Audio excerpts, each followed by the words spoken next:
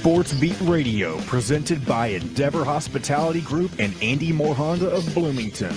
Looks over the middle, second guesses, fires, throws. Does he make the catch in the end zone? Yes! Touchdown! Oladipo to win it. Another one! He got Another it! one! Oladipo! Another one! Huge hole! He's at the 30! He's gonna go! 10, 5, touchdown! Jonathan Taylor! Galloway finds Rob Finnessy, who fires the three, and He hit it! Now, from the Golf Club at Eagle Point Studios, here's your host, Jim Coyle. Hello, everybody. Welcome aboard. It is Wednesday. I'm going to make sure every time. Halfway through the week, hump day. Dustin Schutte with us, as always. Bob Kravitz will join us, as well as our old buddy DJ. He's going to come back. Yeah. Yesterday was out at Memorial State, or out at the football complex, broadcasting from the George Taliaferro complex on the IU football complex there. But started there, had to move over to closer to Assembly Hall if you were with us, because they were pumping, man. They were bumping the jams up before practice started, so we couldn't really hear too well. And then was able to go back over and finish at the George Taliaferro complex, plaza, rather, out there where his statue is, which was cool. Saw Brian Braze out there yesterday, the head of IU's Ironman Club, which was cool. Saw a ton of people going into work. It was kind of cool. I saw Scott Dolson going into work, get away from Scott. AT yelled at me yesterday. Anthony Thompson, that was cool. It was just funny. So it was kind of good. We got moved because where I was, that's where everybody was going in. So it was kind of funny. And apropos, very cool.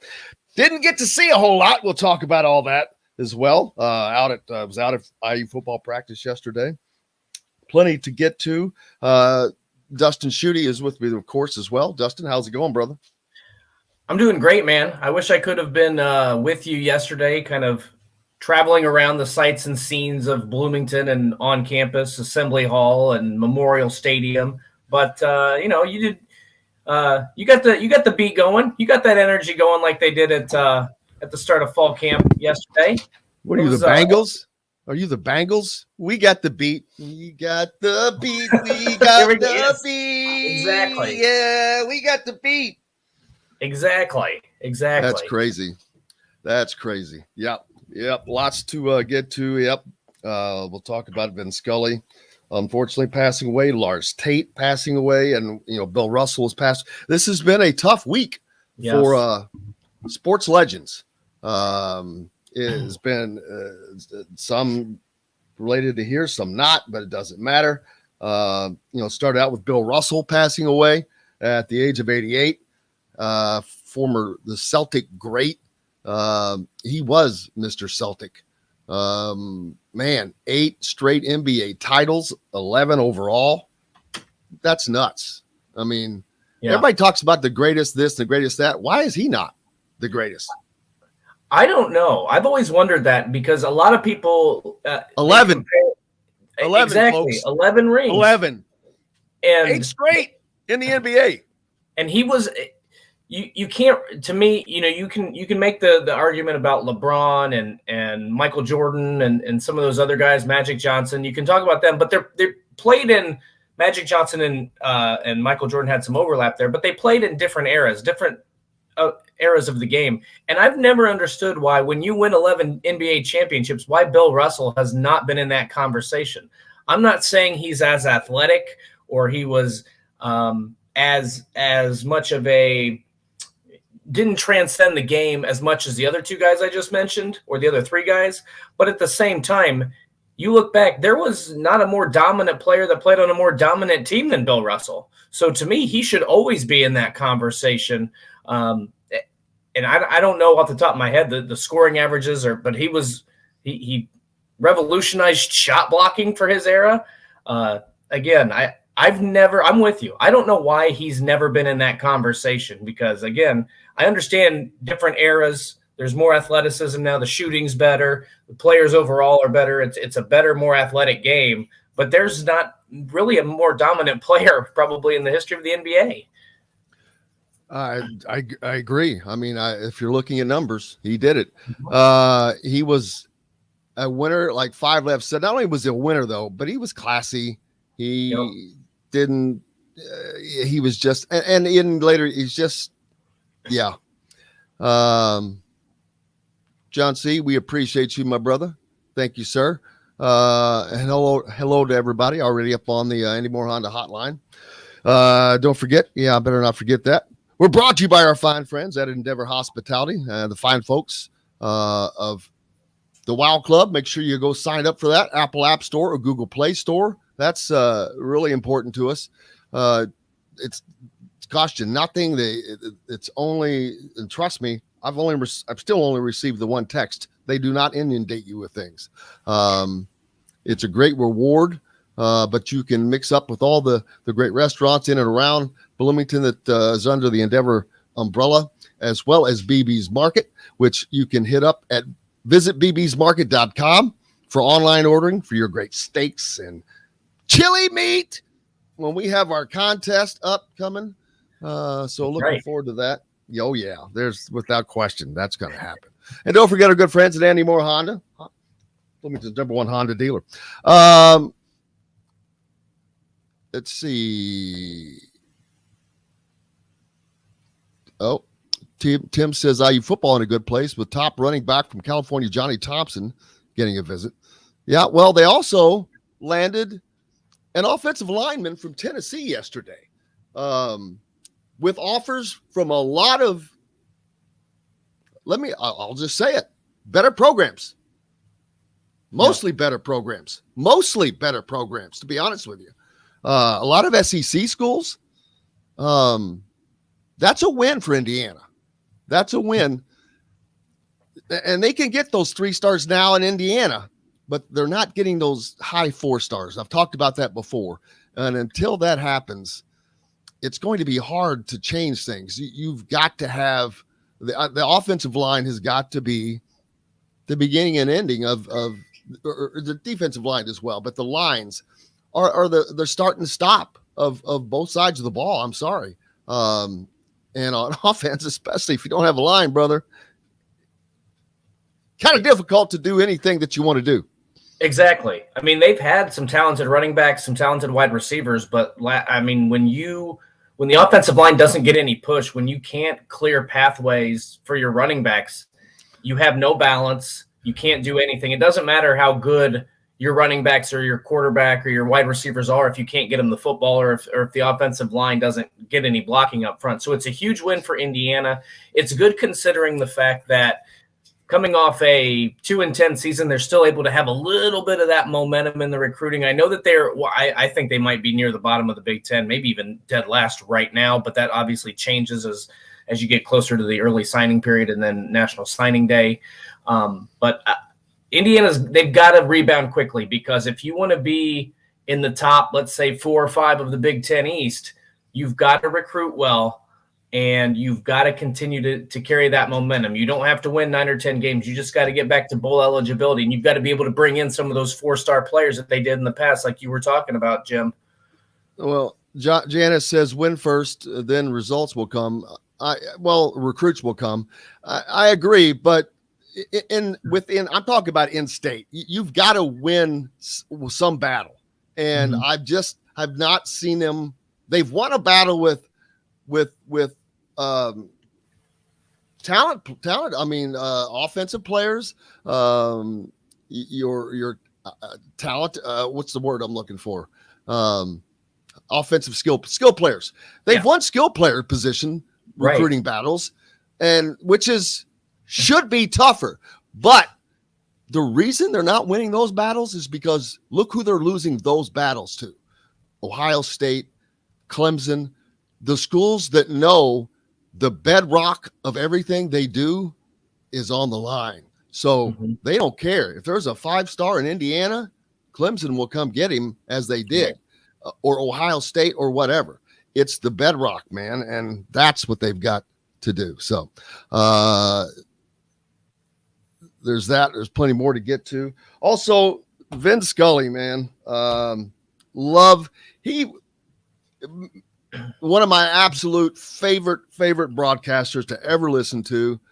Oh my gosh. I mean, you could just sit in a rocking chair and listen to him call a baseball game. I can shut my eyes, think about being outside on a porch. And I know this sounds kind of old school, but I'm not that I got to do it because he was not around here, but man, oh man, wouldn't that be relaxing on a nice evening with a breeze outside, listening to a radio with Vin Scully making a call. Like he had so many great calls. Probably the one that is most famous, of course, was the Kirk Gibson home run in the 1988 World Series. Yep. And I'm going to be honest, after I saw the news, I went back and I watched all 10 minutes of that, all of that call, because it's an art form. The way it's not just that, it's just not just that call. It's the entire at bat. I mean, if you listen to the way he describes everything, he's painting a picture. He's painting it for people that cannot watch the game. And it's just incredible. You get today, you can see everything. Understand there's still radio guys and guys who do an excellent job. In Indiana, Mark Boyle does a fantastic job. Obviously, Don Fisher does an outstanding job. But Vince Scully, I mean, he used the words as an art form, and you don't even have to watch what happened to that Kirk Gibson, and he gives you detailed and play-by-play and movement by movement almost of how that whole situation went down. I mean, it was the sports world lost a true legend. I don't think there's been a better ambassador for baseball. I mean, you hear his voice, and that's immediately what you think of. John, go ahead. The plate. High fly ball into right field. She is gone.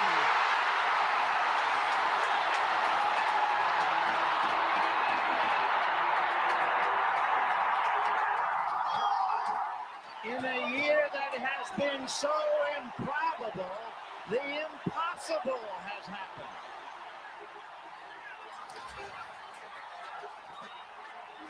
That was one of the top 10 calls, and some say the best ever, but maybe it was because of what was at stake. But there's so many.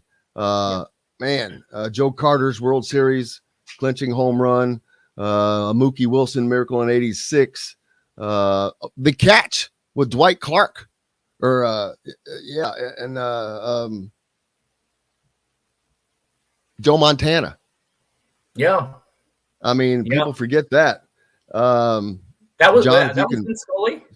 Yeah, if you can find that, John, it's I didn't know that. Dallas and San Francisco in the that would be the NFC championship. I think so. I know what you're talking about. I did not know Vince Scully. That was Vince Scully. I did not either. I didn't know it, and it's TV, so it looks. And by the fonts, I can recognize it's CBS. Isn't that funny? Yeah. Yes. I can simply look at the font on this highlight and tell you that's a CBS game from the 80s. That's crazy. I clicked on it and see what happens. You know what was awesome about that Kirk Gibson call, just to go back and use that as an example, one of the things that you learn in broadcasting, and he did it so well there, is at sometimes you don't have to describe every single thing. Sometimes you need to let the fans do the talking, the reaction to what happened in the stadium, be the voice. And he did a great job of, after making that call, just letting the stadium basically tell the story. I mean, it's everything about it. Speaking of telling stories, nobody does it better than Bob Kravitz from The Athletic. And we get to talk to him next here on Indiana Sports Beat Radio, brought to you by our good friends at BB's Market. Make sure you stop by. There are your local meat shop, steakhouse, and caterer, no matter where you live, with some of the best custom meats around. BB's Market has the largest variety of in-house made products as well as you'll find around here. Visit bbsmarket.com for online ordering. And I keep forgetting to go by there to get my chili ingredients. Maybe I'll get there today. You Back with Bob Kravitz right after this. We'll be right back to the Golf Club at Eagle Point Studios for more Indiana Sports Beat Radio with Jim Coyle, presented by Endeavor Hospitality Group and Andy Moore Honda of Bloomington. Whether you're visiting Bloomington. What's up, boys? Hello, Bob Kravitz. Good morning. How are you? Just peachy. How are you, sir? Good, man. Good. No problems. Got the LA Kings today. Oh, nice. This is the old LA Kings. Is that during the days of the great one, right? No, or is that before? More like that before? Marcel Dion and Luc Robitaille. Is that purple? Guys you never heard. Purple, yes. Okay. Didn't they switch to black? They went to black and silver, yes. Yeah. Like the Raiders. Smart move. Yeah. No, I like this hat. Yeah, that's a good one. Well, especially because it's just so unique. I wish I would have saved. I had some minor league baseball hats along the way. I wish I would have saved. Yeah, you can get those. They're easy to. Oh yeah, but I got him original, and I like. It's like having if someone said, "Hey, I've got this Pete Rose autograph." I'm like, I don't whatever. I'm like, hey, unless I got it from Pete Rose, not buying it because I know about all that business. I had some great stuff, man. What's new with you, man? Well, I'm finishing up a Gretzky piece right now. Oh wow, doing a Paris Campbell piece tomorrow, hopefully. I don't know when it's going to run. Just a lot of camp stuff. You know, we can talk about camp if you want. So I've been there. I won't be there today, but I've been there almost every day.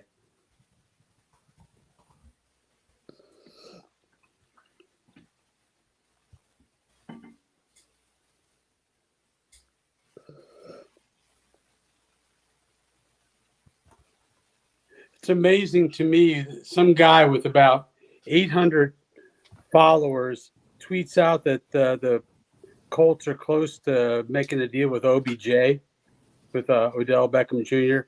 And then a bunch of other guys with 12 followers are saying there's a report out there.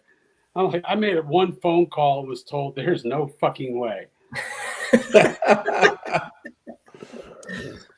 It's so funny. I'm like, first of all, I don't know where he would even come up with that stuff. I don't know. These guys are clueless. All you got to do is put it out there. I know. It doesn't matter if you have any. I bet I know where it came from. I bet it came from Facebook. Some guy named Shad McGinnis. I don't even know who the hell he is. And then these idiots who also have 12 followers, they say a story is out and here's our opinion on it. It's not true. It's just not true. That's the only problem with the story. This is not that, but do you know who Jacob Rude is? 20 seconds. Don't know. Never mind. Yeah, me either. It's free. You can also find full episodes of Indiana Sports Beat Radio on the homepage or on the station every week, Monday through Friday. If we're not on a station where you live, we should be. Ask for Indiana Sports Beat Radio.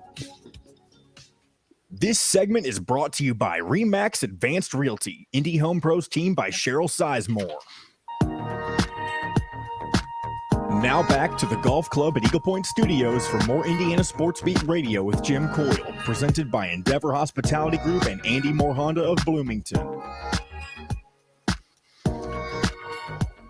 Welcome back. Indiana Sports Beat Radio here on this Wednesday, brought to you by our good friends from RE/MAX Realty. If you're in the market for a home in the Indianapolis area, you need Cheryl Sizemore and her 2 decades of experience. It could be the difference between you getting the home you want or not. Reach out to her, Cheryl at IndyHomePros.com. Big supporter of ours. So she's got a golf event coming up as well that me and Bob are playing in. That's in a few weeks off yet. So yeah, looking forward to that. I'll have my A game by then. I hope you do, brother. I'm been ailing, man. I hurt my groin. I hurt my groin, and I played it another day that I shouldn't have, and boy, it has just been hell. Well, I went and got a cortisone shot yesterday in my lower back, which makes my back feel great, but I can't sleep. Yes. You can't Really? sleep on that stuff. I used to have to get those into my wrists when I was rodeoing. When I shattered my wrist, but yeah, that was the greatest. I call that my magic juice, man. You talk about the worst pain in your life I was having from the ruptured tendon sheath, when you're trying to rope, that's not good. And you get that shot, baby. Life is all good again. Life is all good, except for the lack of sleep. But for like 6 weeks, 6 months, or however long it lasts. But yeah, lots going on, man. We just talked about Vin Scully passing away, one of the greatest voices of all time. I was just telling Dustin, I was like, man, that's a voice. I could just see me sitting out on a front porch in a rocking chair, listening to a game, him calling it on a nice breezy night. Couldn't get much nicer than that. Well, I'll tell you what, he was the soundtrack for so many, for so many people, especially on the West Coast. But, he did so many national games that I think he went even beyond the West Coast. And I was very lucky. I worked in San Diego for a couple of months early in my career and got to meet Mr. Scully. Could not have been nicer to a young nobody like me. And Dustin made a really good point as I was coming on, that he not only told great stories, but he knew when to shut up. He knew when to let the atmosphere, the crowd carry the story. I was at that game, believe it or not. I'm this old, 1988, when Kirk Gibson hit the home run. But I remember later listening to the broadcast and how after he said what he said, he went quiet for a very long period of time just to let the moment wash over everybody. And I thought that there's a genius in knowing when to let the story tell itself. Yeah, without the soundtrack.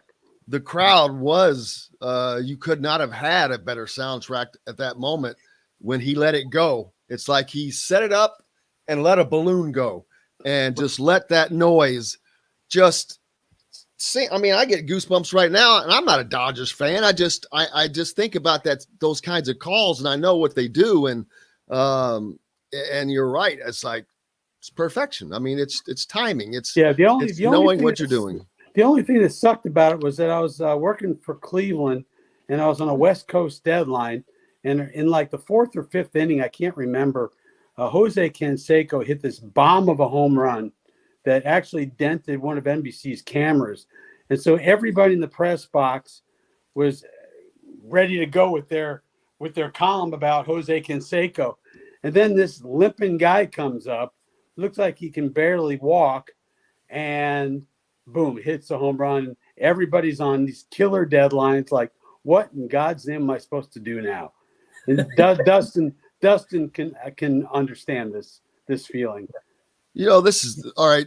The craziest thing that I've ever had happen to me on Twitter, as far as someone following me, is that person right there, Jose Canseco. Yeah, I actually looked into going on one of his Bigfoot. He does these things where he looks for Bigfoot, and he does these different excursions looking for UFOs, and I think that'd be a funny story.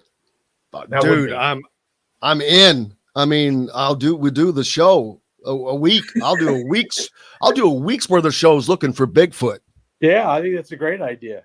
Oh, hell yes.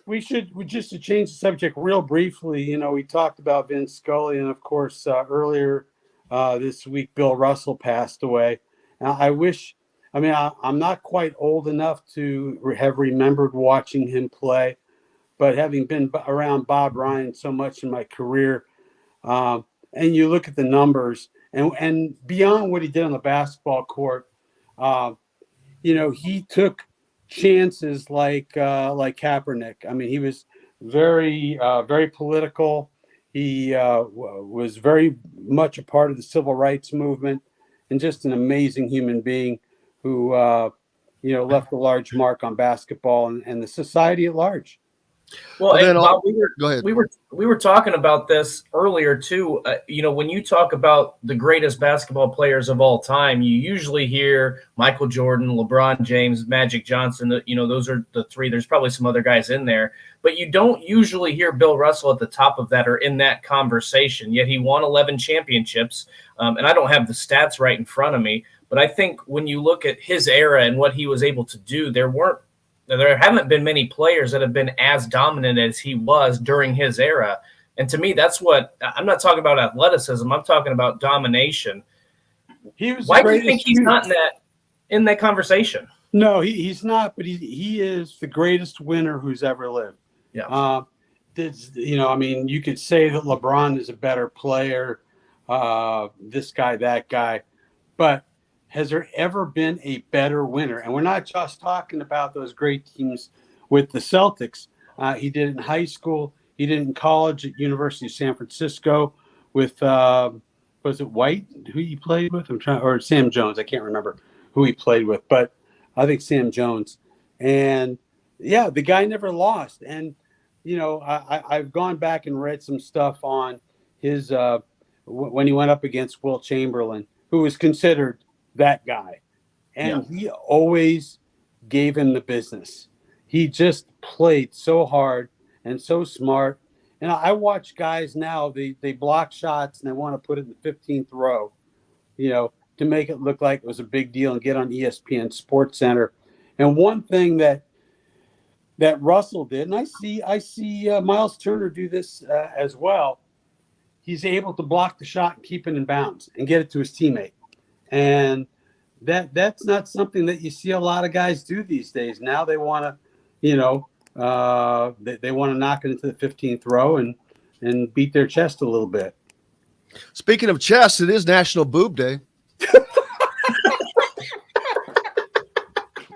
Isn't every day National Boob Day in our world? Well, it actually is. So is it really? I swear, I'm reading a text right now. It said, keep them healthy, ladies. Just a reminder that mammogramming your boobs, mammogramming is more important than Instagramming. Yes, it is. Well, there you go. So, okay, so it's not National Boob Day. It's National Take Care of Yourself Mammogram Day. I think it draws much more attention being called National Boob Day. Okay, all right. Well, we'll go with that. Yeah, I'll have to remind my wife. Great segue. That was boom. really that was good. It's every now and then I get something. And Lars Tate. We're speaking of great athletes that we've lost. Lars Tate also passes away. That one at a great Indiana connection, obviously, from North Central High School to Georgia, the NFL. He was were you around when he was in high school here, Bob? I don't think so. He played for Georgia in 07 or 04 to 07. So obviously it might have been when high I school. just got here. Maybe when I just got here. But you mean 84 to 87, not 04. Oh, okay. Okay, then Lars Tate? Yeah, he didn't play it. He played in the 80s. Oh. His son Donovan Tate is younger. Yes, yeah. He graduated high school in 1983, so he would have been at Georgia from 84 through 88, 88. Before my time. But it's Boob Day. There's always that. So, let's sorry. see. Sorry, Jim. That distracted. Yeah, that just totally took me. Got my. I do have a question for Bob on the Colts front, if I can jump in here. One of the things I saw from ESPN, and I saw this in his, I think it was the first day from training camp, and we talked to Matt Taylor about this too, is that there's kind of the comparison to Peyton Manning, not in his ability or his talent level, but in his leadership qualities. Yeah. And to me, that's kind of something. Obviously, the Colts have missed some of that stuff, the talent-wise from the quarterback position, but more than anything, I think the leadership position. I mean, are you getting that same sort of vibe? Yeah. Yeah, I mean, players talk about, Ashton Doolin was saying the other day that Matt will walk up to a wide receiver in the locker room and say, okay, here's the situation. What are your responsibilities? Like he'll he'll throw pop quizzes at them. He has given them the business when they haven't played well. So it's a little bit of Peyton and a little bit of Phillip Rivers in terms of the joy with which he plays the game. I mean, this guy is literally in there at 6 o'clock in the morning every day doing his thing, and usually is one of the last ones out. So yeah, I see some Peyton in him, and that's what they needed because, look, I don't think Carson Wentz is evil incarnate. I don't think he's a terrible guy, but he lacked leadership qualities, and that was very, very clear last year. I just wonder how that's going to translate this year. It seems like everyone is on the same kumbaya page right now. But of course, too. I was going to say, but everybody always is when you're undefeated, and everyone's undefeated at the start of the season. Right. But it just seems like there's a whole different vibe, like Dustin said. It's just last year was like Stickman and the rest of the team. I don't know. That's how I see Carson Wentz. But I call him Stickman. There's a lot to like about this team. Remember, they had eight Pro Bowlers last year, 9, whatever the number was. You still got Jonathan Taylor, who just looks better and better every time I see him, which seems hard to do. Yep. I've really been impressed with Paris Campbell. I'm going to be writing about him next week, talking to him tomorrow. Boy, you hope this guy can stay healthy. You just, it's been kind of fluky stuff, but this guy's got some talent, some speed, some explosion. Alec Pierce has looked pretty good going up against Stephon Gilmore. Really, as long as they get Shaquille Leonard back in time, which seems like it's likely going to happen, this is going to be a really good defensive team. I mean, Yannick Ngakoue, I wrote it the other day. He practices like his hair is on fire, and they haven't even started with pads until yesterday. He's just intense all the time, and I really like his attitude and his approach. So I think this is a team that's going to win 10, 11 games and win the AFC South. Do you think this is like a perfect combination, Bob, of the way last season ended was on a sour note? You make some adjustments and you get just the perfect guy you need probably at that quarterback position. You make some necessary changes. And then you go into this season and what is it, 5 of their first 7 are division games or something very front loaded where you're playing a lot of division games. So they know they have to get off to a hot start if they want to lock up one of those playoff spots. Absolutely. And that's something that they did some research into this offseason, trying to think of how they could maybe move their schedule or change some things in training camp to get them to get off to a better start. Now, I don't know if this is going to work or not, but they're starting practice this year in training camp at noon rather than 10 a.m. because they want to get their circadian rhythms or whatever, closer to the real start time. Will that make a difference? I don't know. I think it helps that Houston's going to suck. Jacksonville's going to suck. Yep. I don't think that Tennessee is going to be quite the team they were last year after losing A.J. Brown and Derrick Henry's getting a little long in the tooth. So I don't know, but they need to get off to a fast start. Like you said, Dustin, 5 of the first 7 are against teams in the division. So they could really make some hay early.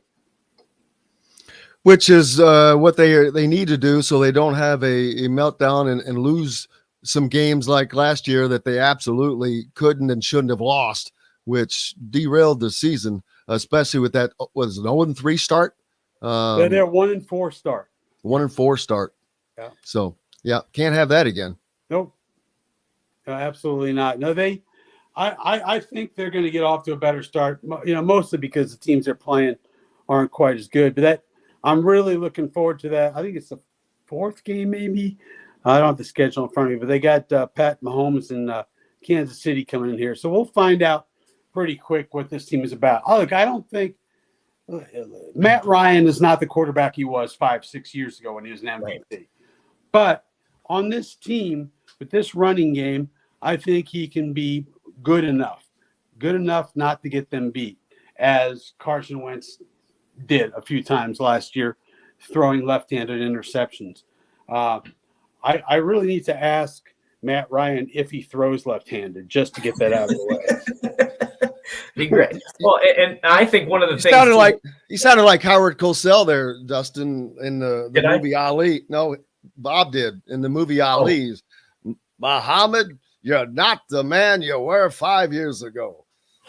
Howard, he says, Howard, I talked to your wife. She says you're not the man you were 2 years ago. I miss Howard. That man, I miss Howard and Ali. You talk about somebody quick. That was quick, man. He was funny.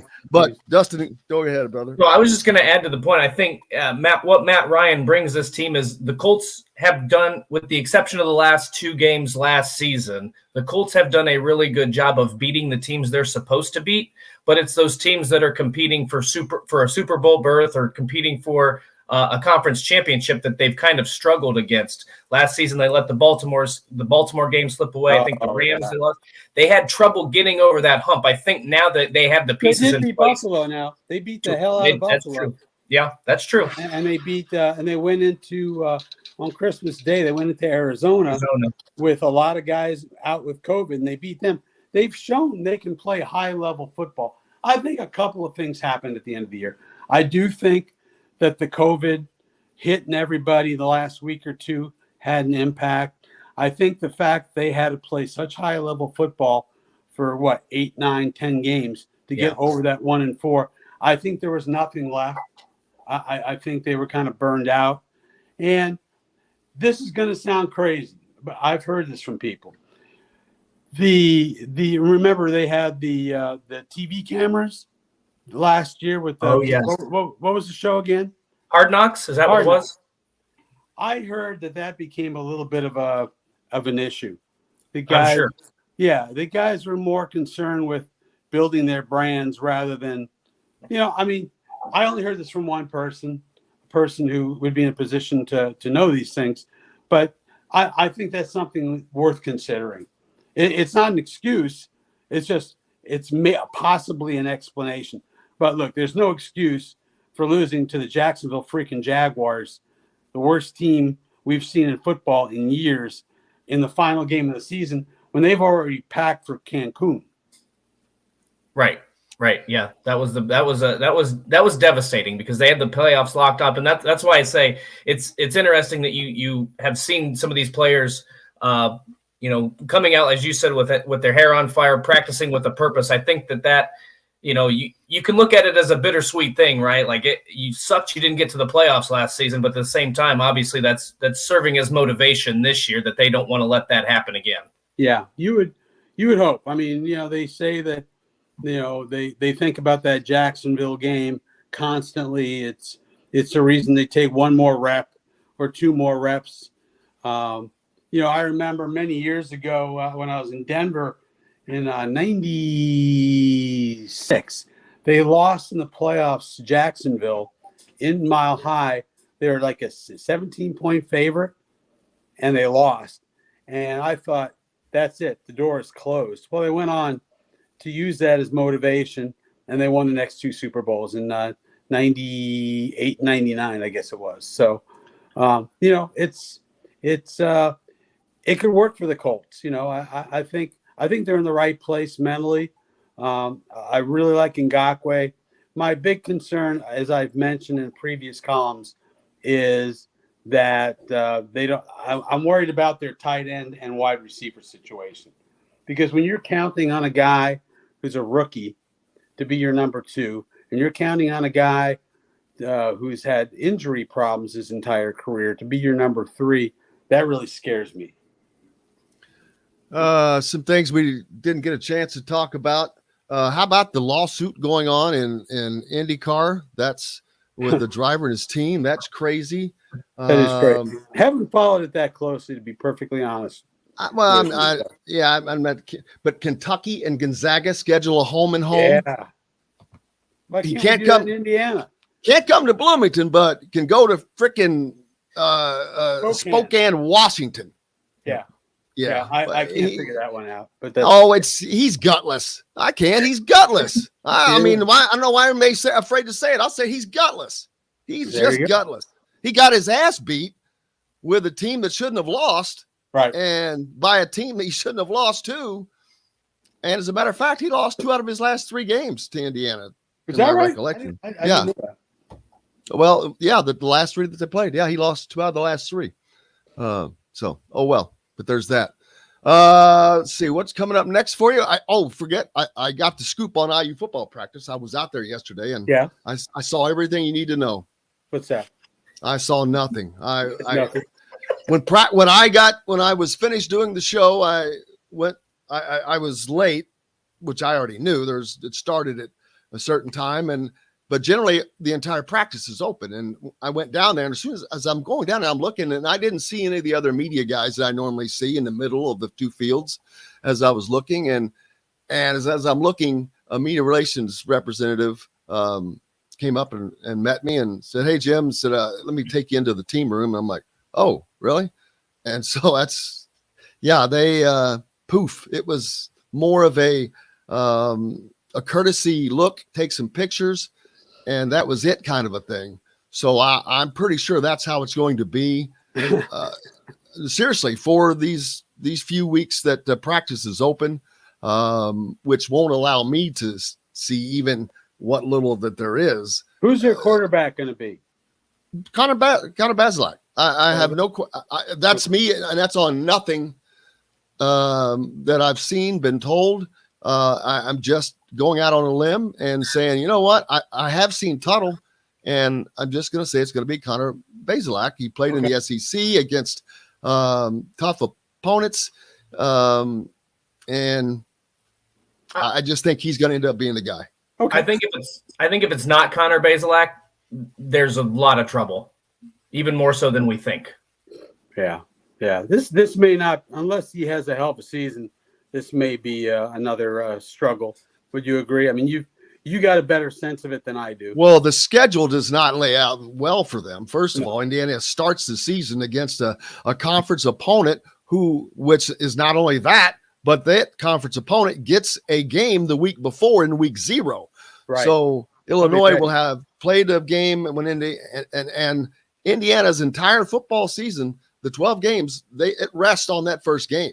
They have to win the Illinois game. Right. If they win that game and get some confidence, they could go 4-0.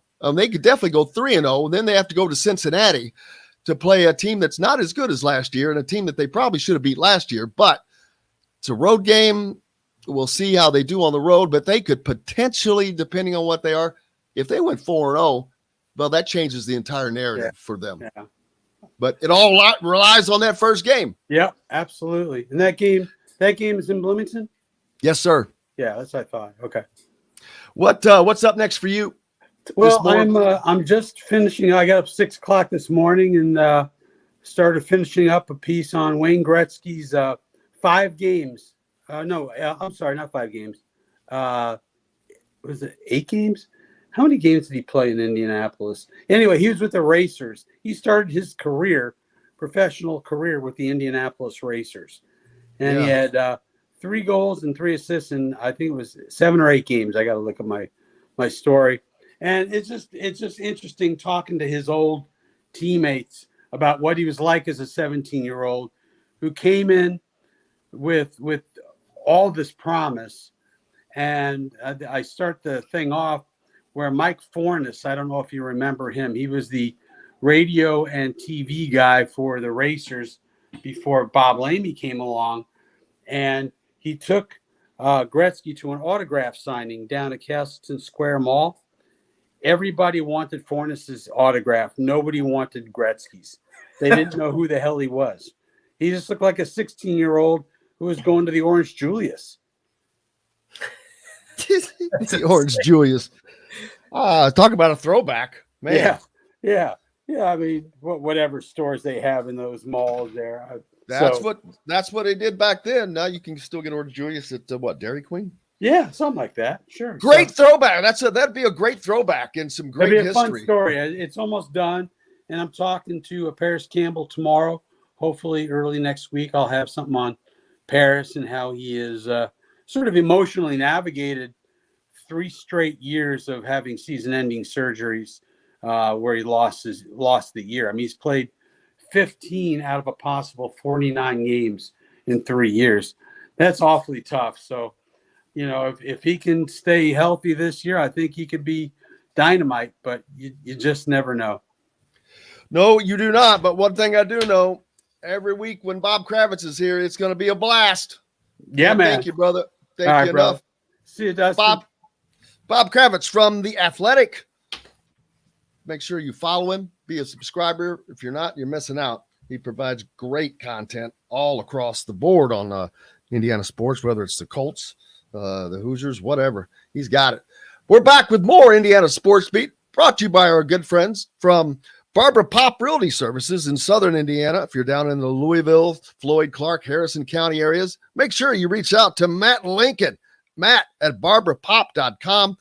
They'll get you taken care of. We're back with more Indiana Sports Beat right after this. We'll be right back to the Golf Club at Eagle Point Studios for more Indiana Sports Beat Radio with Jim Coyle, presented by Endeavor Hospitality Group and Andy Moore Honda of Bloomington. The sun is out. If you don't mind, can we do a short segment here to get us caught up? Let's go to 9:30. It's 9:20 right now. Because we don't have anybody until DJ at 10:10. Let's split the next two to even it out. Okay, yeah, we could do 9:20 to 9:35 and then 9:35 to 9:50 if you want to do that.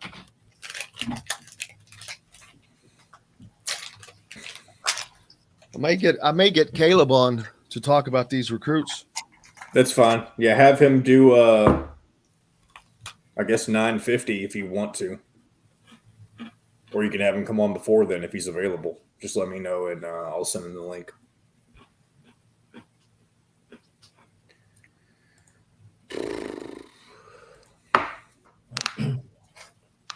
I'm going to go heat my coffee up. I'll be right back.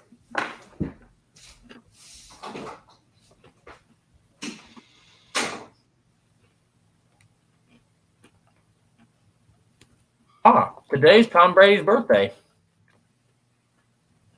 Oh, guess what? 45.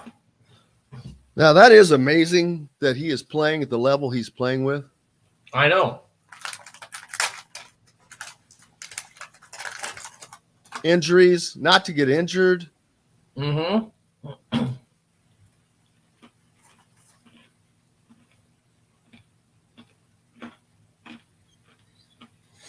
How about the Reds, man? They traded, they emptied it out. They unloaded the barrel. What the hell is happening here?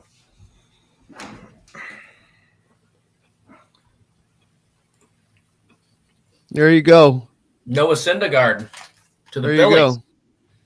you go. Here's a quarter Dustin. Call someone who cares. About what? What's he talking about? About what you just said. I already forgot.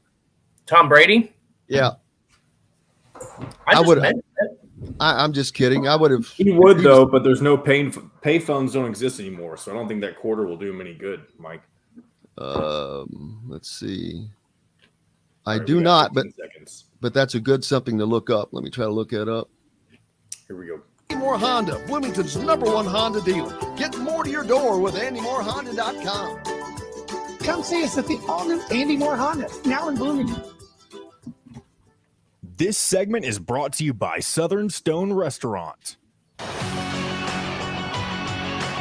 Now back to the Golf Club at Eagle Point Studios for more Indiana Sports Beat Radio with Jim Coyle, presented by Endeavor Hospitality Group and Andy Moore Honda of Bloomington. Welcome back. It is Wednesday at Indiana Sports Beat. Golf Club at Eagle Point Studios, brought to you by our good friends from Southern Stone Restaurant, part of the Wild Club. Make sure you stop in at Southern Stone, located at Patterson and Rogers in Bloomington. Great food, incredible. But make sure you sign up for the Wow Club app first at your Apple App Store or Google Play Store. Sign up and start earning Wow rewards today. Ed asked if I know when the tickets for that game go on sale, and I do not. I'm trying to look it up. But I don't think that they were released yet, to be honest with you. Yeah, I because the schools would put that out first. They'll probably get first. Well, they'll just get their section, their allotment. I assume, right. Maybe I don't know how it works. Is that a multi-team event? Nope, that's just Indiana and Arizona, to my knowledge. Okay. There's so many of those events now that I can't keep track anymore. Usually I take that back. I do believe UNLV is scheduled to play that same day. Okay. And ironically, normally UNLV plays at the Thomas and Mack Center in Las Vegas. But this is taking place at the MGM because the National Finals Rodeo was going on at the Thomas and Mack Center. Nice. Okay. Did not know that. Which is a bit been it's a 10-day event that's been going on for 30 something years. There's so many of these events now in college basketball that are 4-team events, like a 1 day or 1 night type of thing. And then you've got other things where like Iowa played Gonzaga in North Dakota or wherever they played. And Penn State played somebody up at the Palestra. So I can't keep track anymore of what's a multi-team event or what's just a head-to-head type of game. Yeah, it's but this is not obviously the marquee game here is Indiana and Arizona. Right. I keep forgetting that there's another game. It's like, oh, there's another game. So there's that. But yeah, and then a week later you've got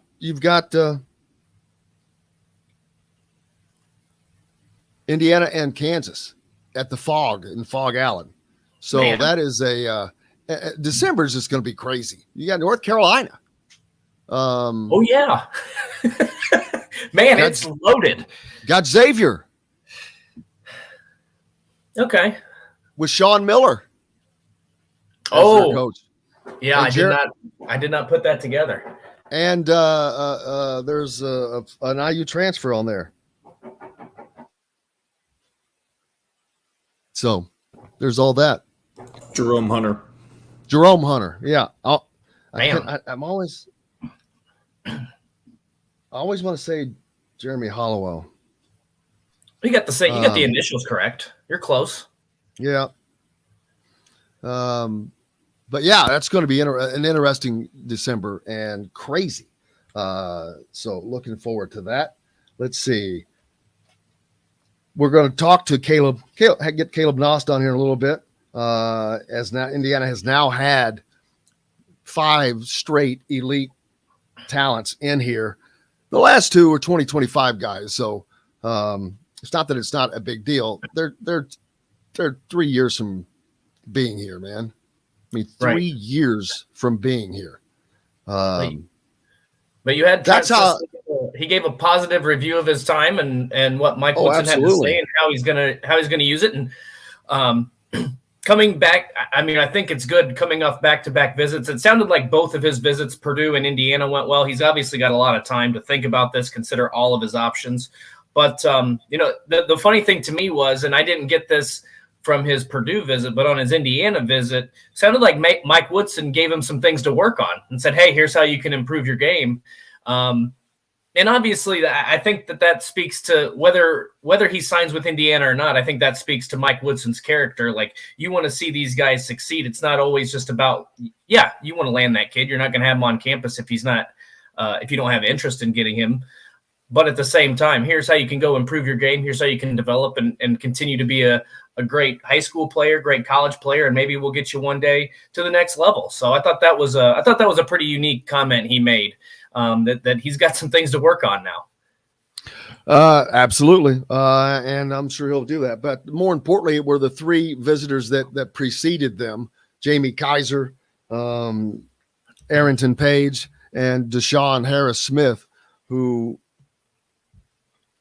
two of those I would not be surprised to see a commitment by the end of this month. Arrington Page may wait a little longer, but I would be shocked if Indiana lands less than two of the three, and not surprised if they land all three. So that would be a great thing for Indiana. It would allow them to relax on recruiting and focus on the team and put all of their focus there, as they need to do that as the season. Football season's right around the corner, which means basketball season's right around the corner, because you get we're 6 weeks into football season once it starts, and when basketball season begins, basketball begins around October 15th thereabouts. So that's 6 weeks into football season. Not March Madness, Midnight Madness? Is mid-October is when they can? Who's your area? Because usually they're playing.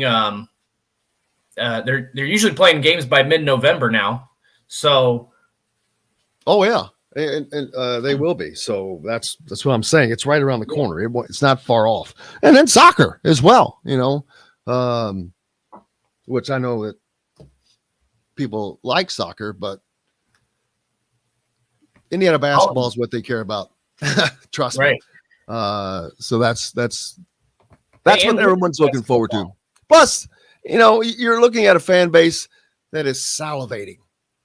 They are salivating like a shark after chum, baby, for a season in which they are in the rankings, that they're competitive with other top teams, that they're winning big games. Yeah. All of that. I mean, I can't wait for the atmosphere that will be here, the North Carolina game. I think it's going to be crazy in the Fog Allen, but in the other direction. But that's going to be a hell of a game. That's a heavyweight match, man. That's a heavyweight boxing match right there. Right. And these are the games you want to play if you're Indiana. These are the type of matchups you want to be in.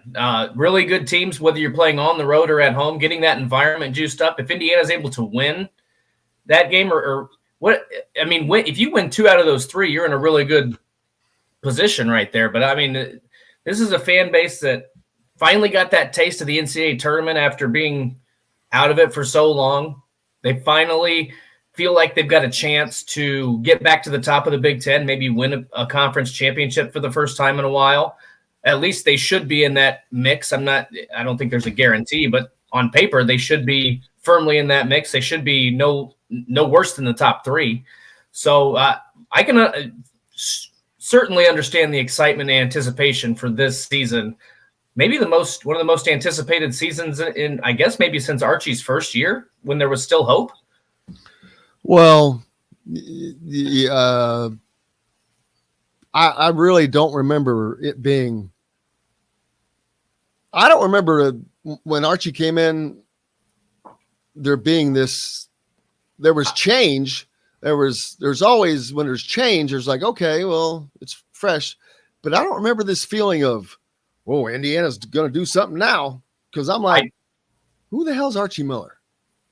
I remember it. I remember it quite well. You remember thinking that? No. Me personally, no. I thought it was a bad hire. I knew people who he did not get the best reviews from Dayton, and I thought this is going to be a problem. But I remember there being a lot of energy, at least from what I saw from afar and from what I listened to and talked to people about. I remember there being a ton of excitement, maybe not his first year, but maybe his second year, that when I remember saying, a lot of people told me when Archie Miller gets this system in place and gets his players, this is going to be a national championship contender.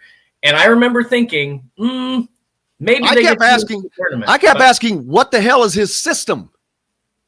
What system were they talking about? I kept saying the whole time. I don't want to get back into this because I spent 3 years doing it, and it damn near drove me crazy. I'm not kidding, but I kept saying, what effing system are you all talking about? Correct. What recruits are you talking about that he's going to get? Because he's not. Yep. He didn't. Oh, God. I was just like, what are you all looking at? What am I not seeing here? Yep. I'm on your side with this, but I'm just saying that's what probably the first 2 years. After that, it died down quite a bit. But I know when he was hired, there was a lot of optimism. And then going into that second year, I remember talking to people, seeing a lot of excitement, a lot of anticipation, thought that they were going to this is when they were going to win their next national championship. And boy, did they not even come close. No, not at all. Let's see. I want to make sure I'm not missing anything. I put that up earlier, but Five Left's like my On the Spot Muhammad Ali. How about that? That's a great movie. I thought that what's his name? John Voight did a great Howard Cosell, man.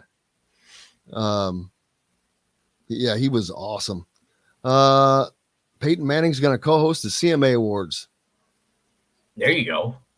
Well, he's funnier than Luke Bryan, I can tell you that. ESPN has Indiana at number 15 and Arizona at number 16.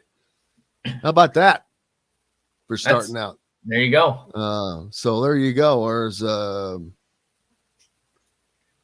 Tim says, I need to do the show from a hot air balloon over Bloomington with an Indiana Sports Beat banner attached to it. Well, that would be something. I'm not sure how I'd get a signal up there. Wyatt is heading out to Lawrence, Kansas. Oh, nice. Well, you better get some tickets now, brother. I don't know. That's going to be a tough one to get. But make sure you all let me know. We'll get together. When they go on sale, cheers for Xavier. Oh, when they go on sale. And his cousin, cheers for Xavier, and she is hooking her up with tickets for that. There you go. His cousin cheers for Xavier. There we go. Got it. Robert says last season basketball tickets went on sale September 15th.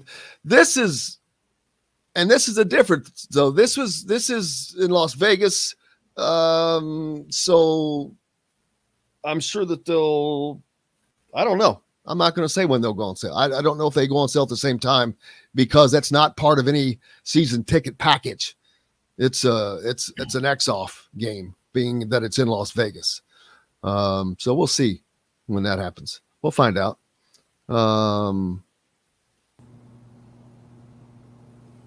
Yes, John. We're looking for a break. We need to get to break. Caleb says he needs to join now. Okay. All right. Let's take a break. We'll do that. We'll talk to Caleb when we come back. See how these visits are going to impact Indiana on the basketball side. Brought to you by our good friends from School Courier, all part of Endeavor Hospitality and the WOW Club. Make sure you go to the Apple App Store, Google Play Store. Sign up for the WOW Club today, please. They are an IU athletic sponsor as well as that of Indiana Sports Beat. Back with Caleb Knost right after this. We'll be right back to the Golf Club at Eagle Point Studios for more Indiana Sports Beat Radio with Jim Coyle, presented by Endeavor Hospitality Group and Andy Moore Honda of Bloomington. Andy Moore Honda. Yeah, he said he must have been listening. He just came right on. What's going on, Caleb? Hey, good morning. What's up? You got to get off? I could do 950 if y'all want to push to that. You told me you couldn't do 950. I know. It was all kind of rapid fire. I just had to make a call real quick. What's that? We can just take you a little long. What's that popping? What's that popping noise? Caleb, will you jump off and rejoin? Yep. It might solve it. It might not, but we'll see. Hopefully so, because I can't stand listening to that. That won't be pleasing to anybody.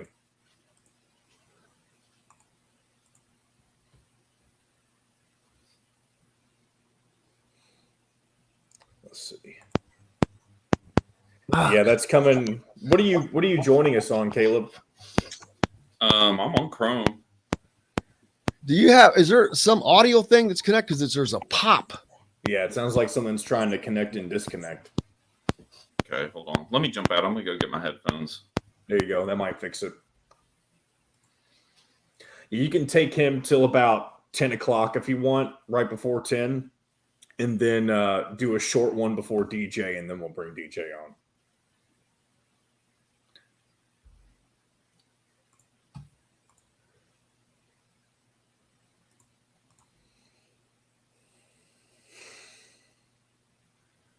That's a good question right there. For football. Yeah. I think yesterday, whoever we talked to yesterday said it best. The first game will be crowded because it's the first game. It won't be sold out, but it all depends on the result after that. Chronic. Yeah, Chronic said that. Yep.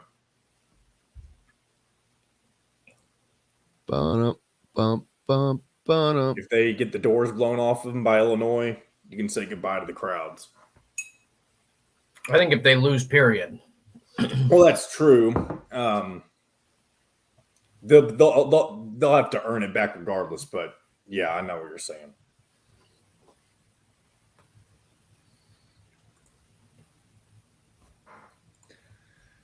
All right, 1 minute. Hopefully, Caleb was able to get his sound fixed. Yeah. Oh well. If he comes mid segment. It doesn't matter. Tell when he him comes. and he still has issues. Tell him to drop out. Use his phone. His phone. Yeah, use his phone. Why am I going to tell him? Because you'll be on the air unless you just want me to come on and interrupt everything. Well, you can't tell if he's having problems in the background. No, I mean I can hear him, but what I'm saying is I don't want to. I don't know. It doesn't matter, I guess. But if you can, here we go. Here he is. Is that better? God, no, but I still hear it. Hey, Caleb, real quick, we have 10 seconds. Can you join with your phone? Just go into your email and join like that. Perfect. Thank you. All right, here we go. Let Cheryl Sizemore get you in the home you want today. Cheryl at IndyHomePros.com. This segment is brought to you by Feast Market and Cellar. Now back to the Golf Club at Eagle Point Studios for more Indiana Sports Beat Radio with Jim Coyle, presented by Endeavor Hospitality Group and Andy Moore Honda of Bloomington. Welcome back.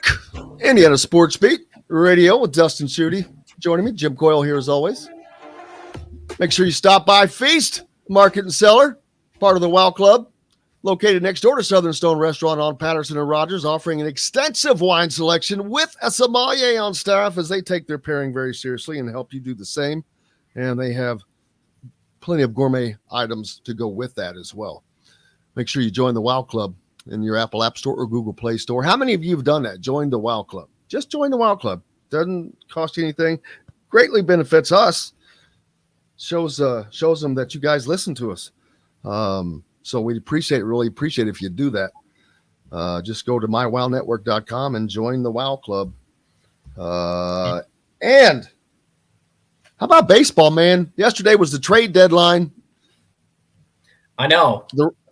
Juan Soto, who is considered a generational talent, 23-year-old pitcher. The Padres pick up him, Josh Bell, Josh Hader, and Brandon Drury from the Reds from the Nationals,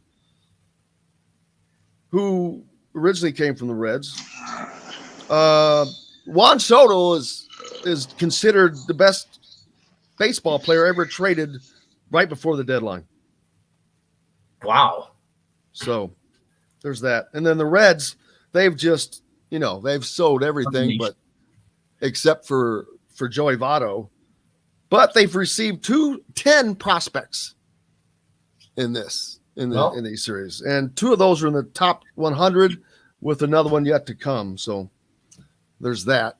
Caleb Knost joins us. We're going to talk about the Visits Value Basketball, but we're probably going to wait till we go to the next break to do that.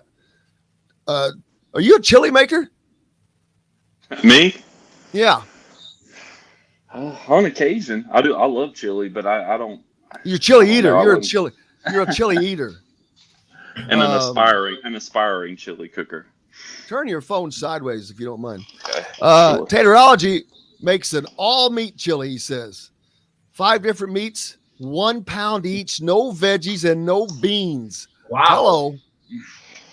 Woo, mama. No Come beans. Papa. Boy, that's a lot of meat. I've got beans in mine. I use ground sirloin. I need to do a video. I'll make it one day and just do a video of it. That's what I may have to do. Yeah, I see you all the time putting stuff out, putting pictures out.